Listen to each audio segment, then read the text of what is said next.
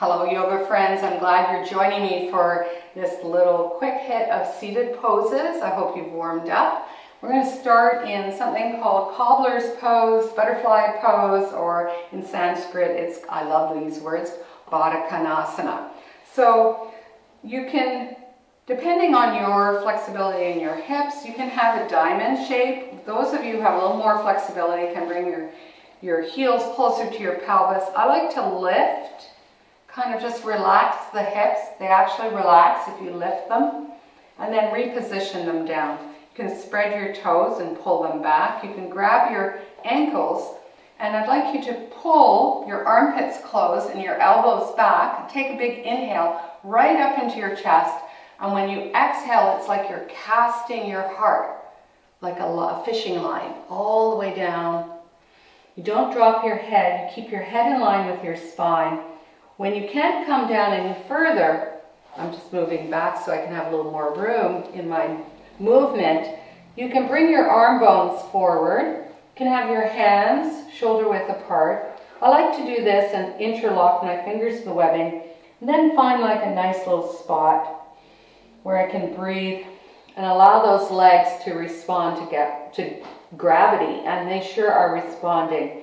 In a lot of our seated work, you'll find there's a response. Sometimes it's a little shaky when you come out of the seated work, and that is actually a signal that you're getting into the good stuff.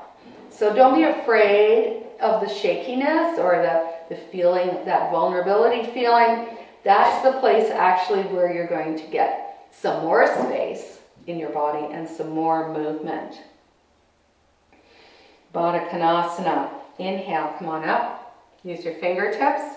Exhale, always feel my neck has a response because the low back now has got a little more space, so it's now having that beautiful S in our spine is now being emphasized. You can either grab your ankles or your toes, or you can just lean back. You're going to bring your feet so that there's a nice diamond shape. So 90 degrees. Pull the stuff back. And then inhale, open up your chest and pull with your hands. Armpits are closed. Everything is in a line as you come forward. And of course, for those of you who are just starting, you can have your fingertips to the side, and you are working at the level that you need to work. You are working at your edge. You're feeling and you're locating where the space needs to be found. And breathing, inhaling and exhaling, same lengths. Yeah. The drishti here can be forward or on your toes, somewhere on your mat, the gazing point. And then inhale, come on up. Use your fingertips. I'd like you to bring your arms up this time. You can grab your elbows, or you could even interlock your fingers behind your head. Open up your chest just to add the weight of the arms into the pelvis. Take the sides of your legs. I want to show another alternative. For those of you where your legs were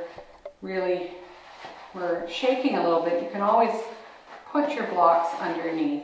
And of course you can always sit on the blocks, and you can always sit on your bolster.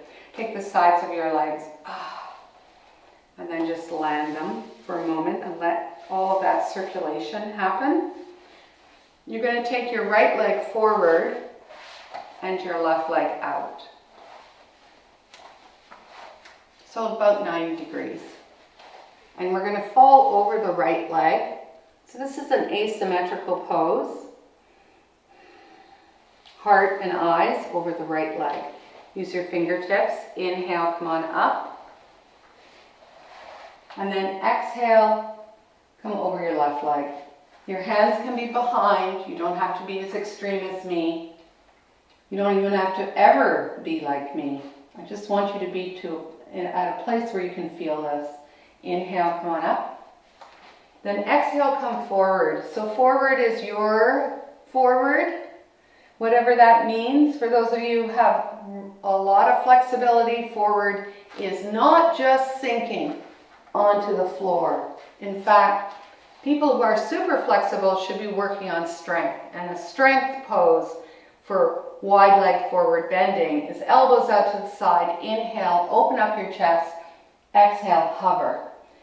And for those of you who do have flexibility and you're trying this now, you can let all your other friends know how much you are sweating here, because now our legs are active, we're pulling the heels, we're holding our whole body weight, upper body weight against gravity. Every muscle is working. We're working hard. Inhale, come on up. Woo. Exhale, grab that leg. Bring it all the way forward. Inhale, arms up. We're going to do just a simple forward fold. Exhale, release. We've been doing a lot of forward folding. If you've been following and going through all of these poses, we're going to do vinyasa now, and we're going to do counter pose, which is child's pose. Vinyasa is a counter pose. So cross your ankles, take your hands to the front of your mat, and go back into plank.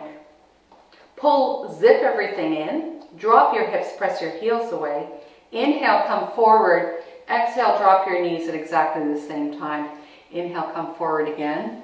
Exhale, come all the way down in chaturanga. Undo your toes. So all 10 toenails are on the floor. Inhale, little cobra, and boy, you're going to feel this.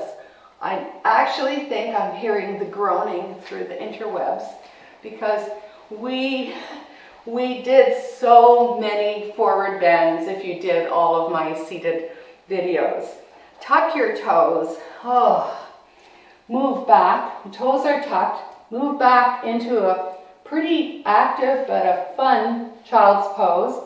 Have your elbows out to the side, forehead on those little pads of your thumbs. Your toes are still tucked in. You're still feeling the flesh opening up. And then move into shoelace side of your feet. Bring your arm bones forward. And then allow your head to come down to the floor, ears near your arms. And then shove your hips closer to your heels. And if you feel like you have to move from left to right, then go ahead. That's a good thing. Spread your fingers, look at them. Middle fingers are parallel, thumbs are pointing to each other. Inhale, curl your back, angry cat. Exhale, tuck toes, knees deeply bent, chest and thighs together. Down dog, but with really flexy legs. Inhale, so your hips lift. Exhale, down dog. Walk to the front of your mat. And if you've been doing all the seated work, you'll see that you can squat. For those of you who can't squat, or that your heels are lifted, first of all, your knees and toes are going in the same direction. You can roll up your mat, the top of your mat. This is a fun little thing to do. And then just put your heels on those mats, on that rolled up mat, and that's going to help. And then take your fingers, touch the fingers, press the palms of your hands together, and then move your legs away. And then close your eyes and let your pelvis just sink. You can also do this against a wall, which is really nice, because when you relax against the wall, the pelvis relaxes even more. And then curl forward. Reach your arms forward. Feel the stretch in the back of your neck, but also in the back of your sacrum. Obviously your sacrum's in your back. And then trying not to kerplunk too loudly on your mat. Come down on your mat. Unroll if you've rolled. Bring your feet hip width apart. Inhale, arms coming up. Exhale, come all the way down. You're really going to like this, because finally we're going to give the back a chance to recover. Move your blocks out of the way, or just beside you, Scarecrow arms. Allow your knees to tend towards each other, or soles of feet together, knees apart. Soles of feet together, knees apart. Whatever makes you happy here. I'm going to tent today. And as I'm lying down here, I'm noticing that my spine is wanting a little more space. So I'm inchworming my whole torso away from my pelvis, and that is feeling really good, and I'm getting a good response from my body. There's a couple more seated poses before you would go into a really nice Shavasana. You're going to take your block, bring your feet close into your pelvis, close into your butt, hip width apart. You can use any height that works for you. You can use the middle one, the top one, whatever works for you. You can maybe start with the middle height and put your sacrum, this flat part, the bony part, on the block. Make sure the block is solid. Take your hands and feel that all four corners of your block are solid on your mat. Your buttocks are forward of the mat. And I like to, actually, if I want to really cool out and I don't want to have to, power through everything, and this is one of the last poses in many practices, is bring your arm bones up and overhead, and then just rearrange your shoulders, and then you will feel this this relaxation that is happening as you stretch all that tension in the front of your body.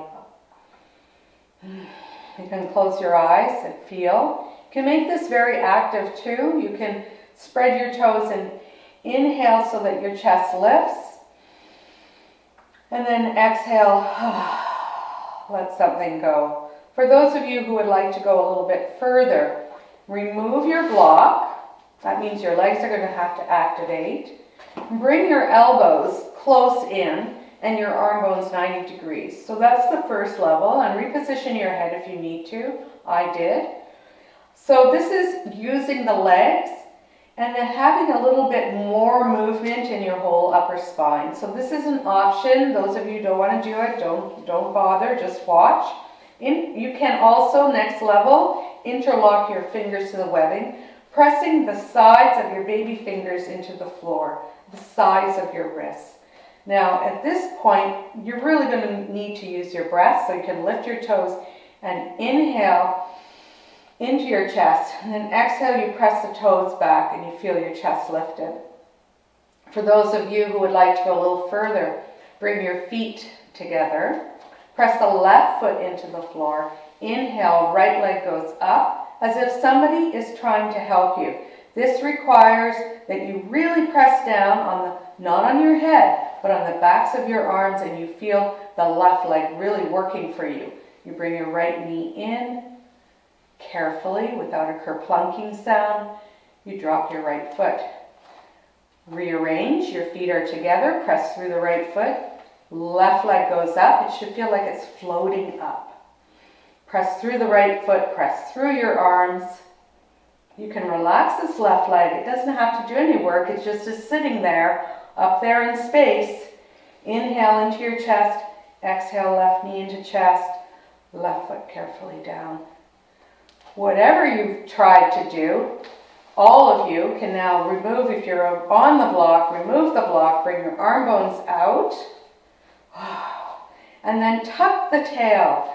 Imagine pubic bone to sternum is trying to come together, and plus your whole front body is trying to be suctioned or vacuumed in to your front body. And we're thinking of our spine like a slinky. So upper back is going to come on the floor, middle back, low back. I want you to go as slow as you can. Pubic bone to sternum. I want you to still be breathing. Inhaling, exhaling. Maybe you just move on the exhale. When you finally get down, you get that beautiful, oh my goodness, that beautiful whoosh feeling. Just feel it. Don't move. Feel like all of the connections in your whole body have just woken up. And then this could be a fabulous time for you to decide to participate in deep relaxation pose. So extend your legs. Your arms can be out. You have no issues about being in a room where there's tons of other people. You're on your own. You can be as big and beautiful as you need to be. And then just settling down into a beautiful rest. I want to say goodbye, so I'm going to bring my knees into my chest and roll over push myself up with my knees bent. I'm so glad you could join me today. Namaste. Thanks so much.